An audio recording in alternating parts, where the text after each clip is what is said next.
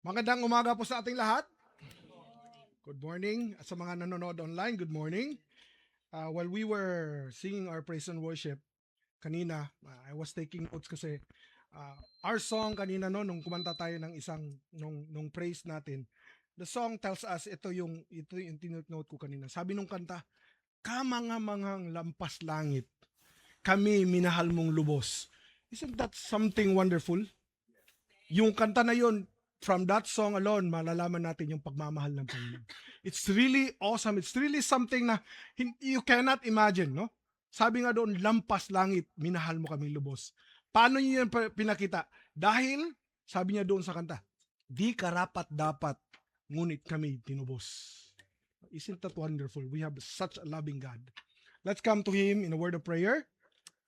Panginoon, nagpapasalamat kami that we have a God like you. Indeed, nothing compares to you, O Lord. That is why you are worthy to be worshipped. Karapat dapat ka pong itaas, Panginoon. Kamangha-mangha ang iyong pag-ibig, lampas langit. And it's so wonderful, O God, to listen to that song. So wonderful to sing that song. And you've shown that, O God. Pinakita mo dyan para sa amin, Panginoon, kung gaano ka ka-amazing.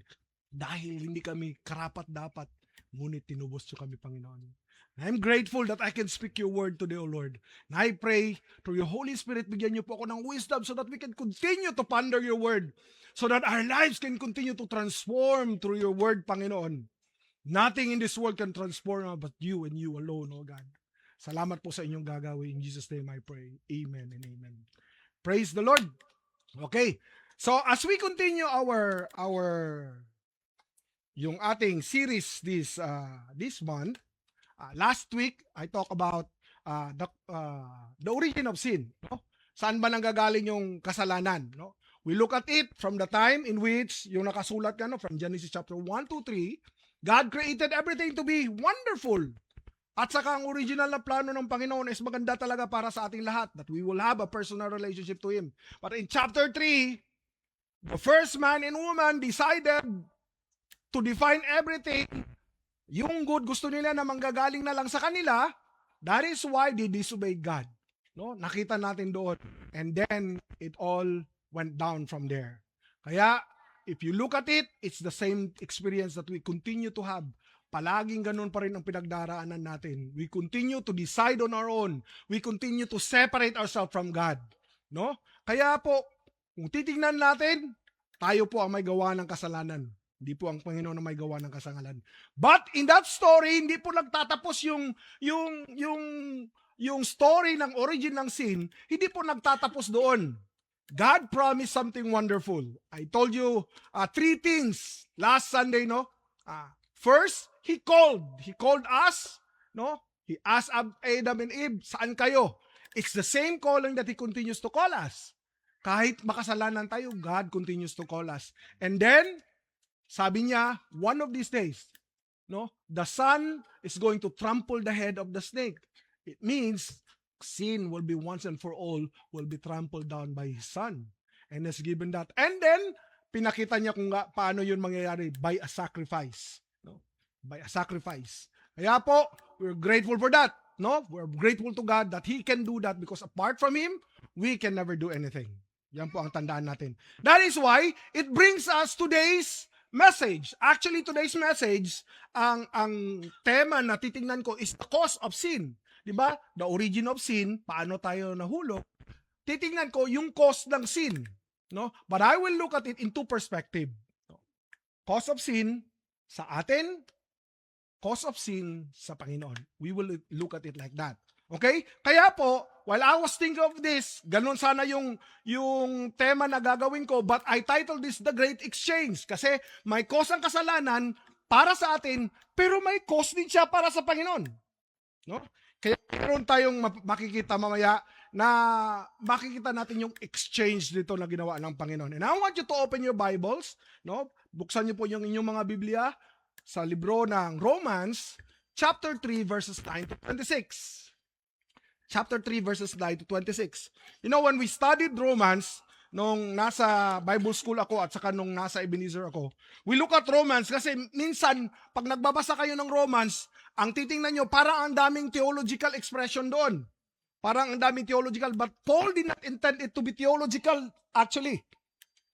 Hindi niya iniisip yun na para bang mag-i-study ka ng ang lalim-lalim na pupuntahan mo para maintindihan mo yung Panginoon. Actually, he just want to answer once and for all the things that causes us because of sin and what God did para mabayaran yung the cost, no? Yung paano binayaran ng Panginoon yung kasalanan.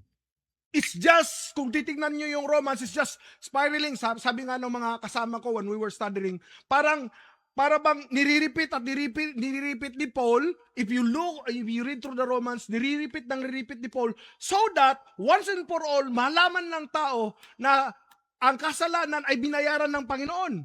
And there's no difference between any one of us. Lahat tayo makasalanan. That's the theme of Romans. Lahat tayo makasalanan. Once and for all, nothing is worthy in the Lord. But grace came to the Lord Jesus Christ. Parang ganun. Inikot siya yan doon sa Romans. Bakit kaya sinulat ni Paul yung Romans? Yan ang sinasabi ko sa atin, no? Every time that there's a letter or there's something that we read in the Bible, may pinanggagalingan po yan. Kung sa ato pa sa mga Tagalog, may hugot po yan. No? Romans was not, hindi si Paul yung nauna na nagpalago ng Romans. Di ba? Yun ang ano diyan doon. Paul wrote this letter in around 56 to 58 AD. Around his third missionary journey, sabi noon sa mga commentaries. No?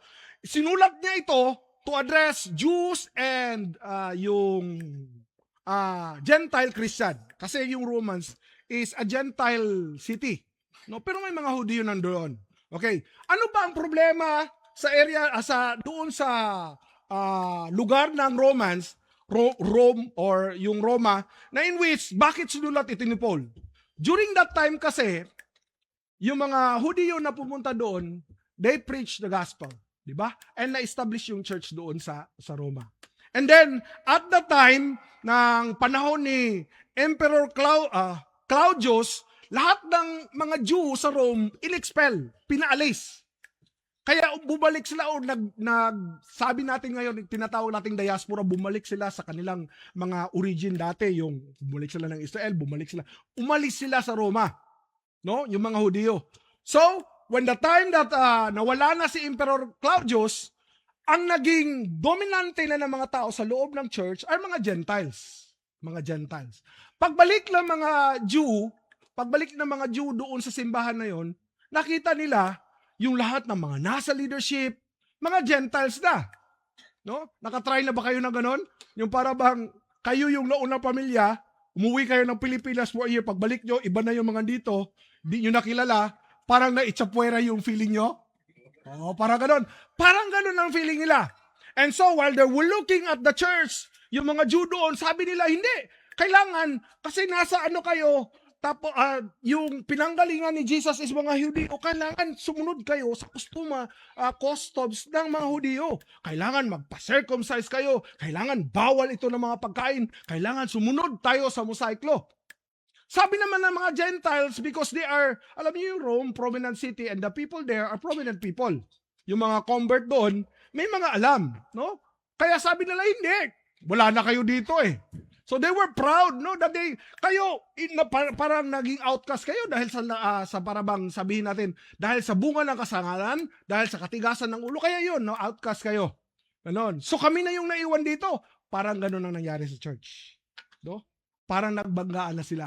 And that is why, if you look at it, Paul is addressing to this one, in which makikita natin dito yung essential na story ng gospel. It's not about our religion. It's not about your position on the church. It's not about gaano ka kadaming alam sa loob ng iglesia. Paul is writing to the Jews and Gentiles because he is trying to say to them that every one of us are saved the same. No one is exempted. Yun ang sinasabi ni Paul. Sabi niya doon, lahat tayo, iisa lang ang problema. Lahat kayo, dato ka man, mapobre ka man, mamaayo ka mang tao, lahat tayo, isa lang talaga ang problema. All of us has the problem of sin. And that problem of sin may kabayaran yun. But the message of Romans does not end there, sabi ni Paul. All of us are the same status, but it does not end there. Because all of us has only one Savior. Walang ceremonies, walang religion, Hudiyo ka man, Hintil ka man, hindi yan na status ang nag-save sa'yo. Only Jesus save you. Sabi doon. And salvation only came through grace, through faith. Yan po ang sinasabi ng libro ng Romans. No? Yung context niyan. Paul is trying to tell the people in Rome na it's not your status, it's not everything that you have been for, it's not because you are Jew, it's not because you are prominent. Pareho tayo, the same, makasalanan. At yung kasalanan natin, may kabayaran yan. May kabayaran yan.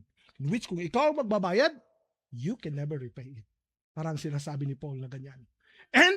But it did not end there. Doon nagkakaroon ng mga parang pagsasalita ng teolohiya. Because he broke down paano tayo niligtas ng Panginoon. And that is why, let's look at Romans 3:9-26. You follow along with me, ha? Okay? Because you look at this, in Romans 3:9-26, ang una po nating makikita dyan is this one. This is, we all share the same problem. We all share the same problem. The cause of our sin. Kahit gaano ka man kamayaman, kahit gaano ka man kamagaling, kahit matagal ka ng pastor, we have a sin problem. Every one of us. Basahin ko. Follow with me. Sabi doon, what shall we conclude then? Do we have any advantage? Sabi ni Paul. Not at all. For we have already made the charge that Jews and Gentiles alike are all under the power of sin. No? That's the cause of sin. Lahat po tayo, kahit na kanilang panahon, up to our time, we are all under the power of sin. Dahil sa nangyari on the first time doon sa Garden of Eden, it trickles down into humanity. Ganun pa rin ang mentality na nangyayari even up to now. Ganun pa rin. We want to be separated from God. We don't want God's authority. We don't want to obey God. We don't want to trust Him. We don't want His goodness. Pero ang disenyo ng Panginoon sa atin is all good. He wants wonderful things for us. Pero gusto natin yung kasalanan. At dito pinapakita sa atin na yung kasalanan is going to cause us a lot of things. Sabi niya, there is no one righteous, not even one. There is no one who understands. There is no one who seeks God. All have turned away. They have together become worthless. Kita nyo yun? We have become worthless. No, we have become worthless. There is no one who does good, not even one. Their throats are open graves. Their tongues practice deceit. The poison of vipers is on their lips. Their mouths are full of cursing and bitterness. Sino bang hindi nakapag-try ng cursing and bitterness sa atin dito? Gumanyan na ako, so it means iba na yung tingin ko. Ang ibig sabihin yan, huwag po natin ikaila. Every one of us, even me, may panahon na nakapalabas talaga tayo ng cursing at bitterness natin. No? Sabi diyan, it's the cause of sin. It's because of sin. Yan po ang nangyayari. Nanggagaling yung kasalanan sa atin. No? Their feet are swift to shed blood. Ruin and misery mark their ways. Ruin and misery mark their ways. And the way of peace they do not know. There is no fear of God before their eyes. There is no fear before their eyes. Fear of God before their eyes. Now we know that whatever the law says, it says to those who are under the law, so that every mouth may be silenced and the whole world held accountable to God. Therefore, no one will be declared righteous in God's sight by the work of the law. Kasi sinasabi ng mga Jew na para bang nasa amin yung law. Kaya sundin natin yung law. No? Pero ang sinasabi dito ni Paul, the law does not make us righteous. The law does not make us righteous. Tingnan nyo yung panghuli. Through the law, we become conscious of our sin. Ganun po. They were looking at all the laws that was nung nanggagaling sa Exodus, Deuteronomy. They were looking at it. Iubay natin yun kasi law yun ng Panginoon. Yun ang binigay nila mga Jews sa mga Gentiles. No? Parang ganun. But ang sinasabi dito, the law does not make us righteous. It makes us conscious to sin. Tama hindi? Tama. Why? Because kung hindi kasabihan ng nanay mo, mali yan ha, huwag mong gawin yan. Di ba hindi ka mag-iisip? Hindi ka magiging conscious? Anan, kung hindi ko gagawin to, okay. It makes you conscious, but you are torn between your choices. Di po ba? And often, sabi dyan, there is no one righteous because often we always fall into sin. We may be good in doing it now, but later, hindi natin ginagawa. No? Para bang, maayos tayo ngayon, buutan ka sa tubagan, pagtalikod, lahi na po di mong batasan. No? Sigbin din na. Ganon ba yun? No? Parang ganon. No? That is why, sabi niya, you can never say, I read the Bible, I follow everything. Remember that young gentleman who said, Lord, I follow your law. Sabi niya ganon. No? I do everything, I'm good. But Jesus said, sell all your possession, follow me. Sabi niya, listen, Lord. Kaya tumalikod siya. No? That is what it is. No? But if you look at here, ang sinasabi niya yan is that there is no one righteous. We all share the same problem. Righteousness. Wala pong, kung sa Bisaya pa, walay matarong sa atong tanan. Ano ba yan sa Tagalog? Hindi naman mapili. Baka makapili yung sinasabi mo, ha? Walang makapili dito. Walang matuwid. Matuwid. No? Walang matuwid sa harapan ng Panginoon. Paul removes every excuse. Wala po tayong excuse. Kahit na sino ka man, kahit sabihin mo sa sarili mo, hindi, okay na ako, babait naman ako. Hindi nga ako lumalabas ng bahay. Hindi po ba? Hindi nga ako lumalabas ng bahay, pero iba naman yung pinapanood mo sa internet. Wala kang nakakikita sa'yo. Di ba? Tapos, marinig mo lang yung kapitbahay mo, pinagchichismis-chismis mo rin. Di ba? Or, nagko-comment-comment ko rin sa Facebook, alam mo yung kapitbahay ko, anonymous, ganon-ganon lang, pero chinismis mo pa rin yung kapitbahay mo. No? Ganon. No? So, Paul removes any excuse from us. Whoever you are, religious people ka man, guilty ka pa rin. No? Every one of us are immoral. Para bang sa harap ng Panginoon, we say that we are good, okay lang naman kami, pero sa harap ng Panginoon, gumagawa pa rin tayo ng kasalanan. Every little things that we do na wala sa pag-uutos o wala sa kasabihan ng Panginoon, that is sin to God. That is in disobedience to Him. No? Anyone that calls himself moral person, you are still guilty of sin. Everyone stand before God equally in need of His grace. Equally in need of His grace. Parang ganito yung example na pinakita sa akin. There was an illustration. I was looking for an illustration. Parang ganito daw ba? No, you're looking at, sino ba dito ang mga nanay naglalaban ng mga uniform ng kanilang mga anak? Di ba, mga tayo-supuko ng mga anak nyo, no? May anak ka na rin, tere? Nag-smile to tere. Kasi naglalaba ako. Alam ko yun. No? Di ba naglalaba tayo ng mga damit? Kasama ako ha. Kasama din niya sila kasi naglalaban ng damit nila. Pero yung puti, di ba puti ang tayo-supuko ng mga bata? Tapos pag nilalaban natin, di ba tinitingnan natin, malinis na. Malinis na. Tapos nakikita tayo ng isang bagong damit, tapos nakita natin walang stain. Diba? But then, binadry natin, tapos sinuot ng anak mo, nakikita mo yung mga maliliit. Sino bang naano doon? Maliliit. Titingnan mo sa malayo, malinis. Pero pag lumapit ka, nakikita mo yung maliit na stain. Anong nangyayari sa inyo?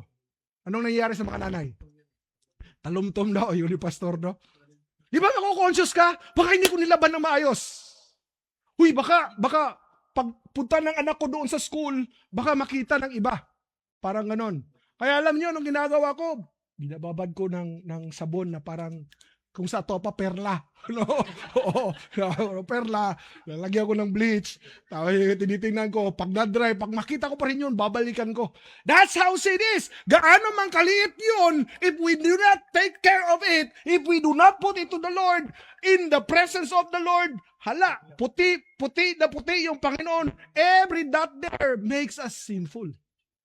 Hindi man makita sa malayo, pero when you look at it up front, sa harapan ng Panginoon, nakikita niya yun.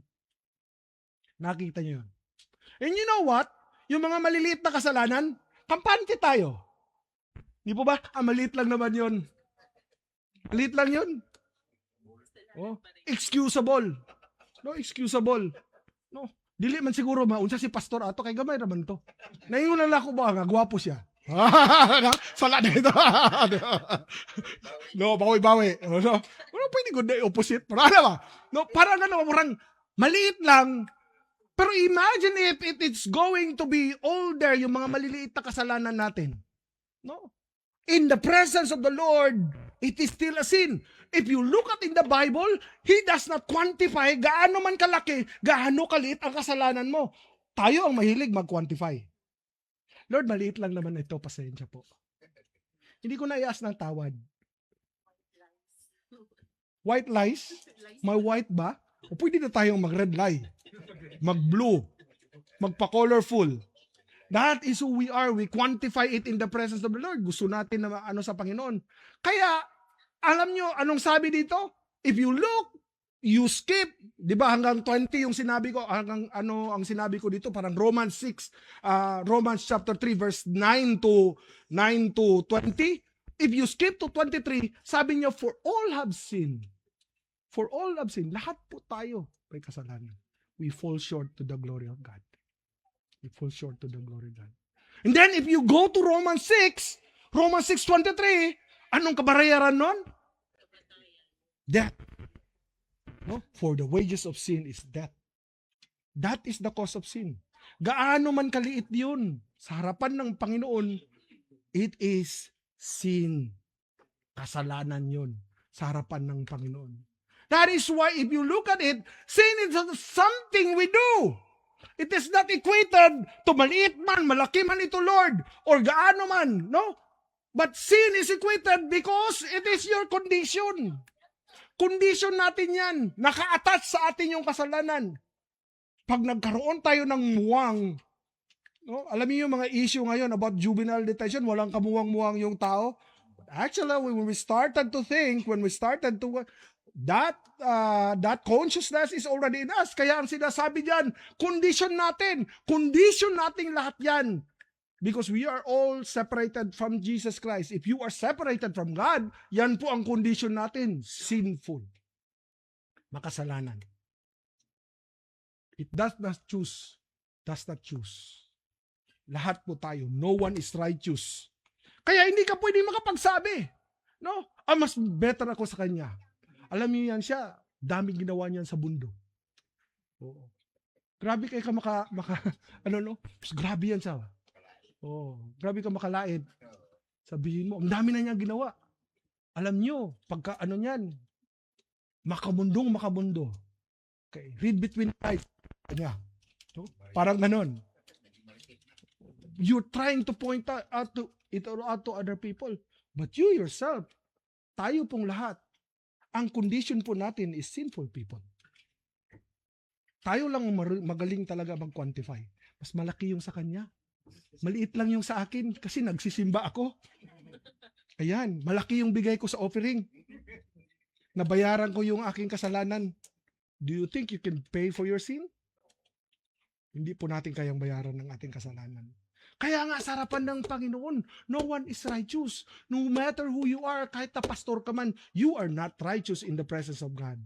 You cannot compare yourself to other people. Kaya po, dito sa loob ng iglesia, no matter who comes into the church, ano man yung pinanggalingan niya, we don't look at the person kasi condition niya yan, condition ng tao, ang kasalanan, ikaw man o yung mga bago naman na pupunta sa church, condition natin is makasalanan. We all are looking for something.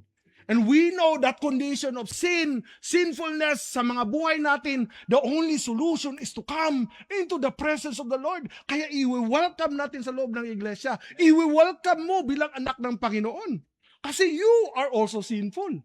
Even when we are in the Lord, we still continue to have our sin. Di po ba? Sino po bang hindi nag-isip ng hindi maganda dito when you woke up in the morning? Diba? Kanina, nagalit ako, bigla lang ako nagalit sa anak ko. No? Kasi, naghuhugas ako, ang dami kong hinugasan na ganun. Tapos nilagay lang yung isang baso niya. Ganun ako. Ako yung nanay eh. Kasi yung asawa ko ang tatay sa natatrabaho. Pakaya, isang baso lang. Pagkatapos hindi mo mahugasan. Tapos, di ba na yung mga sinasabi ko? No? Kasi tinuturo ko sa kanya, kahit na isa yan, pwede mo na manghugasan. But then I realized, it's a Sunday, tapos high blood yung tatay. No? Kaya, pagkatapos, bumalik ko sa kwarto. Tapos, kung sa Bisaya, pag halog-halog na ako, pauli na yun, Papa, no? Parang ganon. But we can sin. Hindi po ba? That is our condition. The cause of that is death. The cause of that is separation from God. The cause of that is walang makakasabi sa atin na I am righteous, I am good. That is our condition. No? Kaya you cannot compare yourself to anyone. Kahit gaano man, kaano yung parabang sa atua, dako na kayang gihimo, adultery, sexuality, murder, kana sa atua, grabe kayo, parabang hindi na natin ma-forgive yung tao. Pero alam nyo, sa presensya ng Panginoon, it's forgivable because you have the same condition. Pareho tayo ng condition, makasalanan sa harapan ng Panginoon. No? Makasalanan. That is why, never compare yourself to other people, no matter who they are, no matter what their status is in the church. Never compare yourself. We are all unrighteous. We are all guilty of sin. The cause of that is that we are separated from God, and the Bible tells us that it is equated to death. Alam natin yan, no? I told you last Sunday about that death. But that does not end there. No? If there's a cause of sin para sa atin, may usab ng cause, kanang presyo ba na Bisaya? No, sa atin ang kasalanan, pero God did something. And that brings us to number 2. Sa number 2, sabi niyan, God did what we could never do. God did what we could never do. Because we cannot pay for our sin, we cannot become righteous, we always do something that is not good.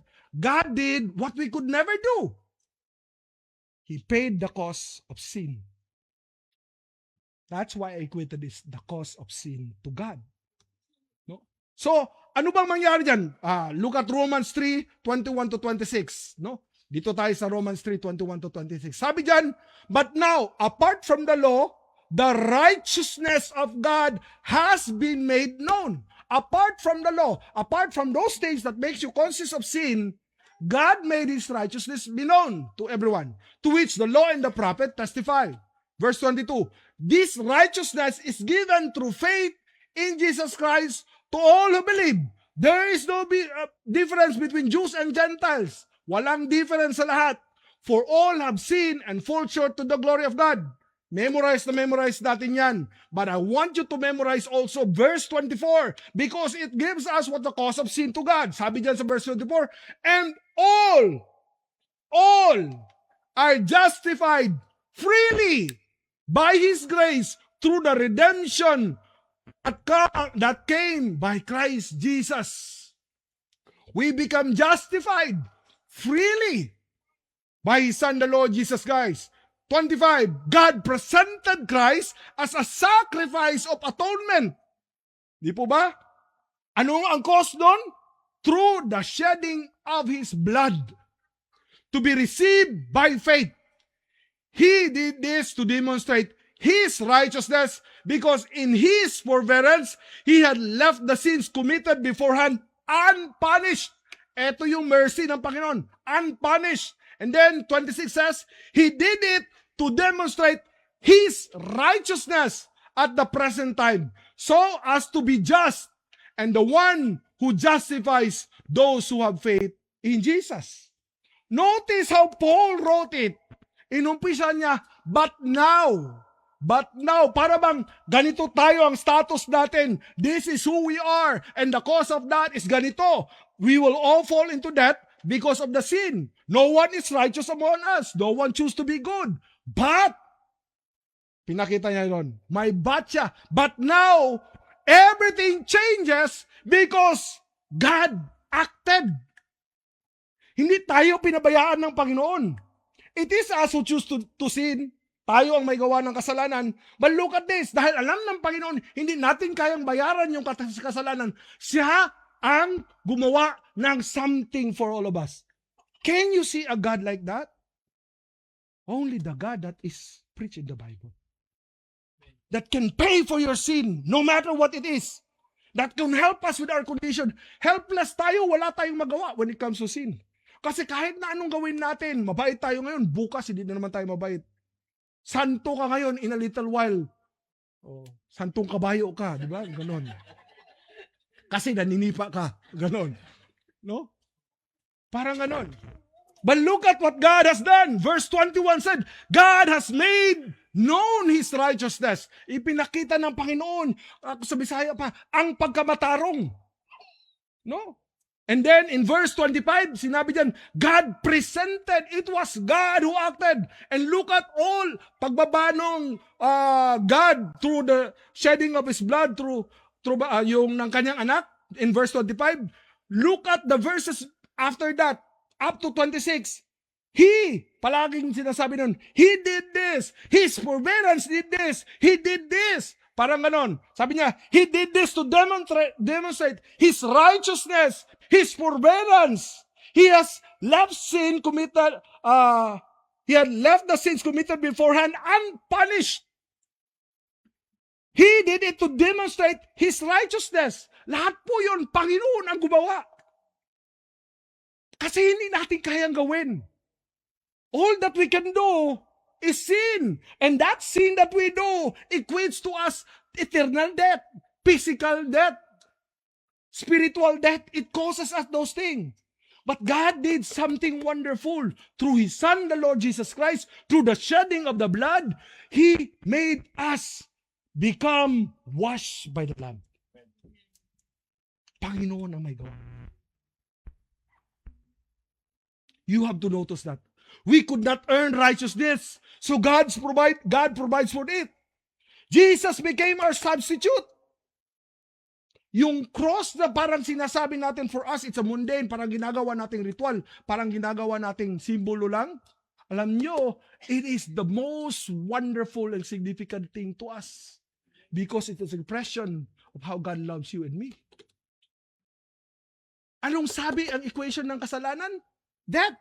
But what did God do out of His love? He sent His Son. Because we cannot become righteous. Because we cannot be saved from our sin. Kahit anumang gawin natin sa mundo. Kahit magpayaman ka man, magbigay ka man sa lahat ng mga foundations dyan. It can never save you from the sin that you have in you because that is our condition. But God did everything for us. On the cross, justice was satisfied. Ano nga ang kabayaran ng kasalanan? Kamatayan. What did Jesus do at the cross? He took all of our sin away. Tayo yung dapat nandiyan. Tayo yung dapat mabigyan ng ng kasalanan. But He took all our sins away. At the cross.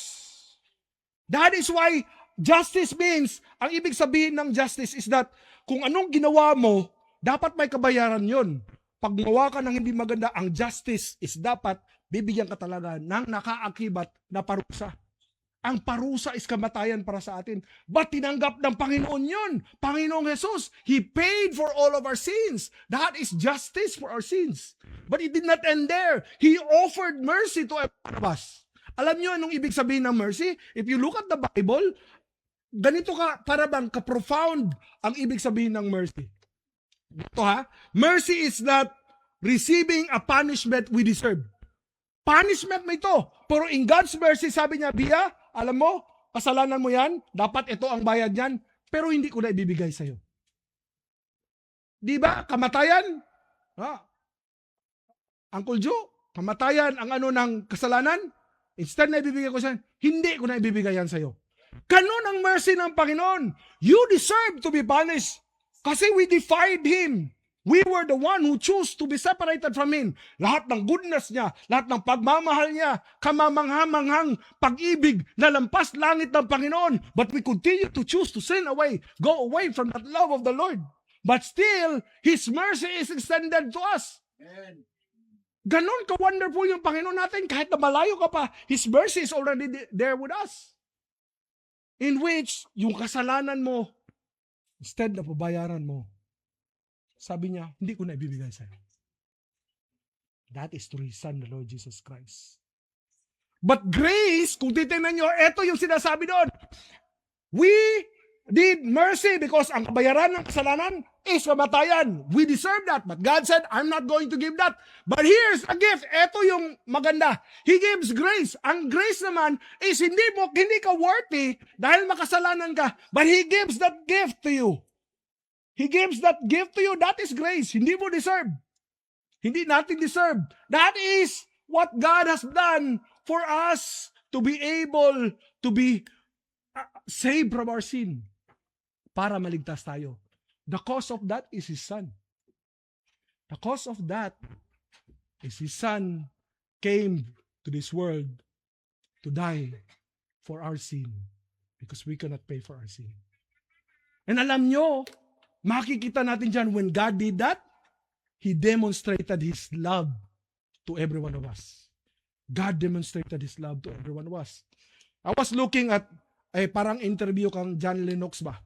Sabi ng isang interviewer, if God is loving, God is powerful, what would He allow suffering to all people?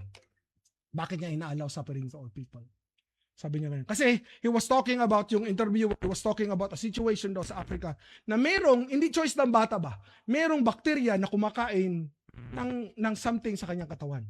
I cannot profoundly say what was the issue. Pero ito yung sabi ni John Lennox. And I like this guy. He's an Oxford mathematician, but he is a defender of the faith. He's an apologist. Ang ganda-ganda mag-English niya kasi yung old English na parang British na English, gandang pakinggan. Tapos, ang linaw ng pag nag-explain siya. Sabi niya, God did not leave us na para bang in the suffering, wala yung presensya ng Panginoon. Kasi God embraced human suffering. How did God embrace human suffering? He sent His Son to suffer for your sin. Sabi niya ganyan. Alam niyo, what He said is that sacrifice is God suffering. Kung may human suffering man, God suffered also for that through the cross. And it demonstrated His love because He does not have to do that. But He did that anyway so that you and I can point to Him that my God has suffered for my sin. God knows anong pain ng pinagdaraanan ko ngayon.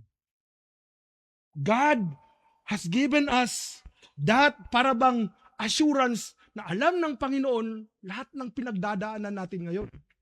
No matter how much heavy you're suffering right now, alam ng Panginoon yan. Pinagdaanan ng kanyang anak yan. God knows ano yung problema natin ngayon. Maliit ang mga problema natin. But imagine what His Son has done to us at the cross. The pain. He's not worthy to be crucified there. He's not worthy to be flogged down. He's not worthy to be spit out. He's not worthy to be stabbed. But He took it anyway. He took human suffering because it demonstrates God's love for every one of us. Pagmamahal ng Panginoon. Alam nyo, John Lennox continued to expound this. Sabi niya, alam nyo, God took suffering for us, but He gave us an ultimate joy out from that because He suffered human suffering, but then it did not end there because when He was at the grave, He rose up after 3 days. It means it gave us hope beyond the suffering. There's something that is wonderful waiting for us beyond the suffering. Ito pa ang tanong niya doon sa interviewer. Sabi niya sa interviewer, imagine if there's no God. Imagine if there's no God who suffers for human. Then the death of that boy will be worth nothing. there will be no justice. Imagine if you have undergoing something that is heavy right now, and then walang Panginoon. Imagine. Imagine if you have undergone abuse, and at the end, there is no God. Then there will just be suffering. But here is the wonderful thing.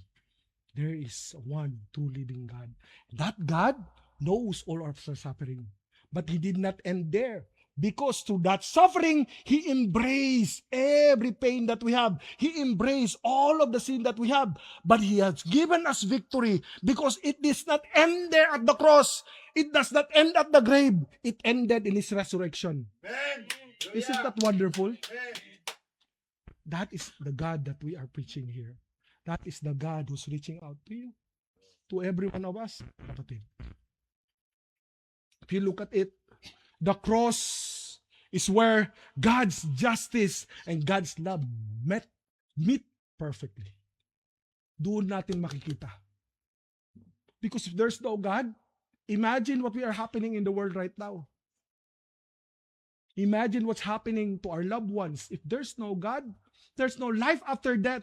There's no, yung bang sinasabi ni Paul, sinasabi ng mga nasa psalmist that you can turn our mourning into dancing because at the end, we are going to face up into your presence, O Lord. No more pain, no more suffering, but all the love that is only coming from you. In your presence, there will be fullness of joy. Yun, we will not experience that if there's no God. You cannot experience forgiveness of all your sin if there is no God. You cannot define what is true goodness if there's no God. Yan ang sinasabi dyan. But the wonderful thing is, from what our experience is, there is God. And this God is telling you and me, He loves us and He wants a relationship to us. He wants the original purpose that He has made you and me to be restored. That is why He has given us His only begotten Son for every one of us. His justice is given to us. Dahil worthy tayo ng kasalanan, dahil sa kasalanan, worthy tayo ng death. But His Son paid for it all because He loved us. Yun ang pagmamahal ng Panginoon. And that is why it gives us to the third point. We can see that in doon sa 24 to 26, 25 and 26. We receive salvation freely through faith in Jesus. Free pa. Isn't that wonderful? Siya pa ang nagbayad, ibibigay pa niya sa iyo libre. Where can we find a God like that? Konting problema lang, we try to give up about everything. But look at what Jesus, you read through the gospel, look at what Jesus has undergone. How He was falsely accused.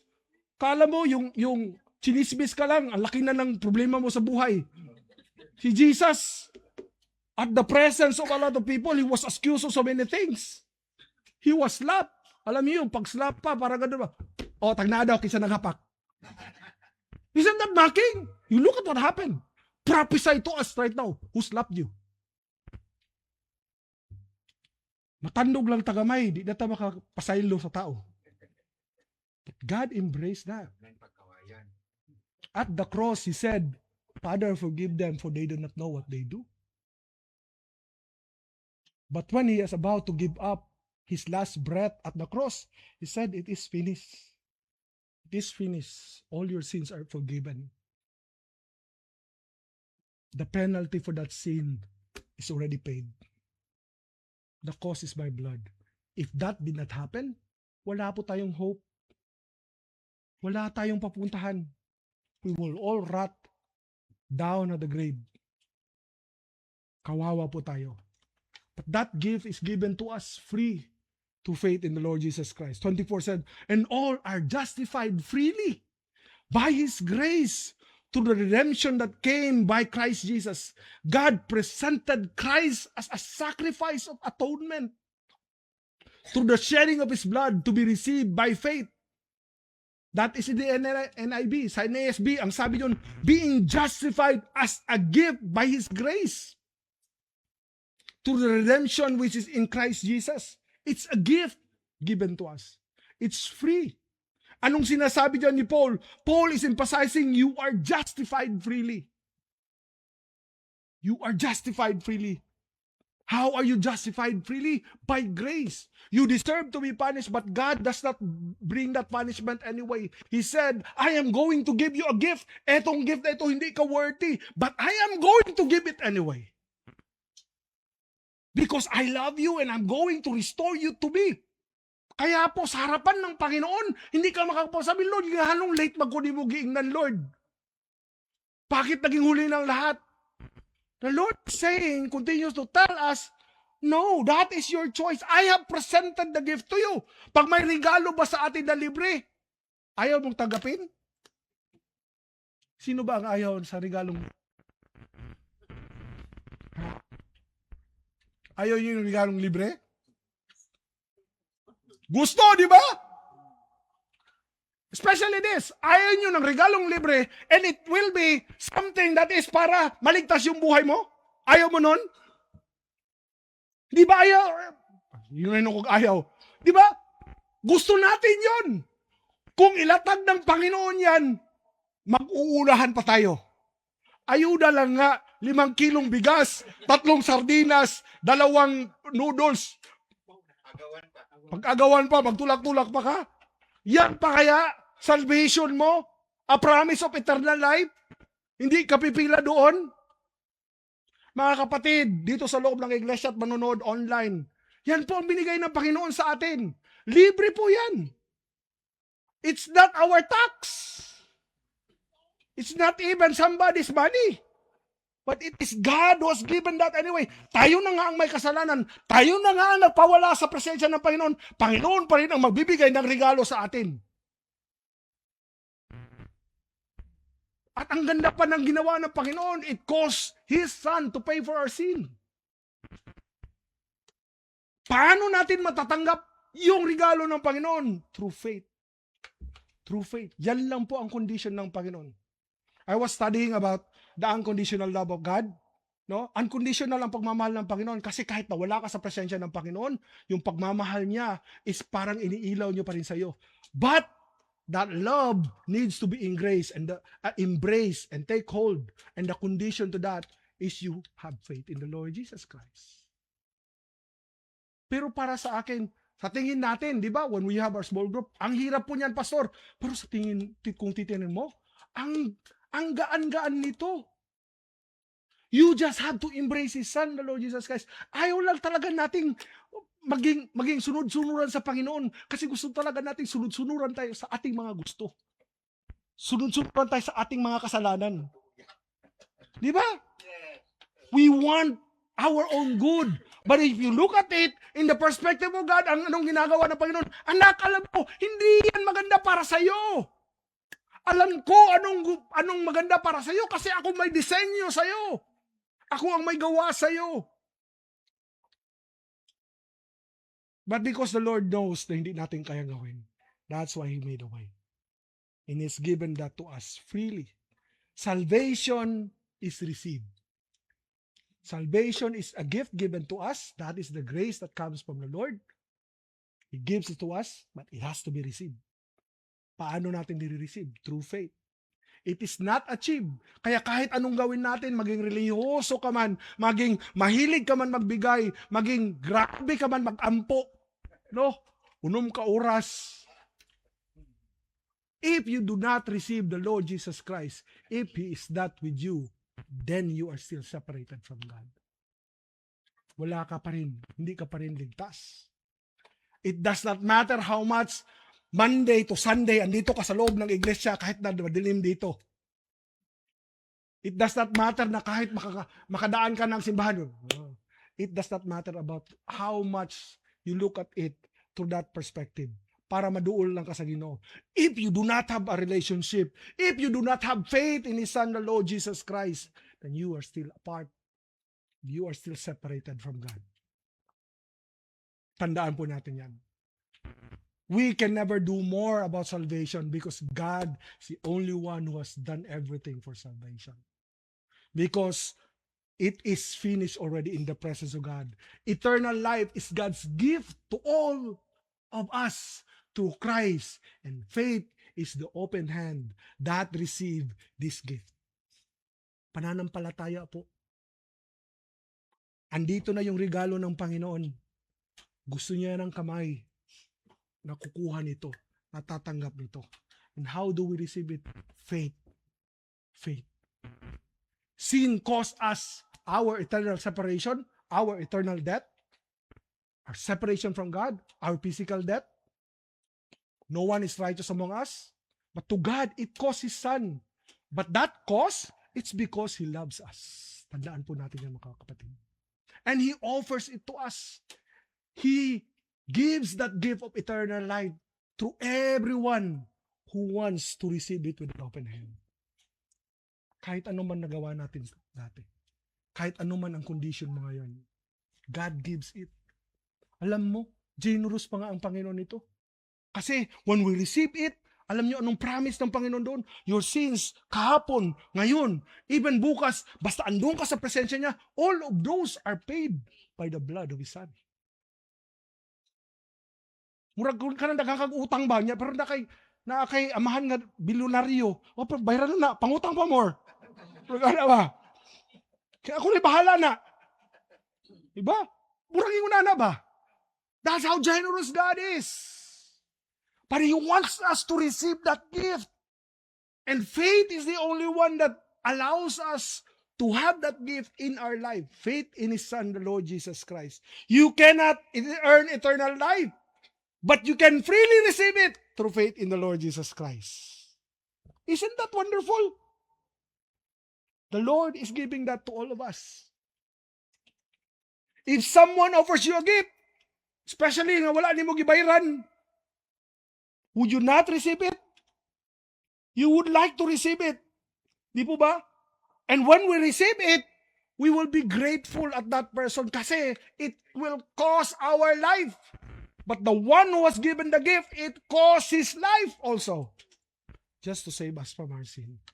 Kaya ako, as we are going to close this one, ito po yung sinasabi natin dyan. Sin gives us what we earned, what we deserve, death. But God gives us what we could never earn. What He offers is eternal life. The cross is where our greatest need meet God's greatest gift. Kaya sabi ko, eto po, it's a great exchange. Kasi, inilahad natin lahat ng kasalanan natin. Tapos, inilahad ng Panginoon, paano tayo maligtas doon? It cost Him more, it costs us less. Bakit? We just have to receive it by faith. Ang Panginoon, it took Him, His Son, flogged down, stripped down. Alam niyo yung flag down? Diba? Yung sinabi ko sa inyo, in-explain ko yan. When it was hitting his back, yung ano doon na pag maigo, katumbola gani, yung bola, tapos may ganito, may hook sa end. It was intended so that when it hits the back, magbukol gani, magbukol ibuhang yung pasaba.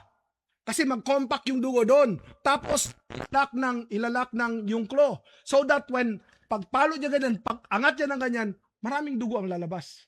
That is why some people does not survive the flogging. Kasi ganun ang ginawa sa Panginoong Yesus. We deserve that dahil sa kasalanan natin. But God paid it. But Jesus paid for it. Isn't that wonderful? Your sin deserves that. But God gives us something that we could never earn. Eternal life. The cross is where our greatest need. It's God's greatest gift. That is why I call this the greatest exchange. Ang laki-laki ng binigay ng Panginoon sa atin. Kamanghamanghang, lampas langit na pag-ibig.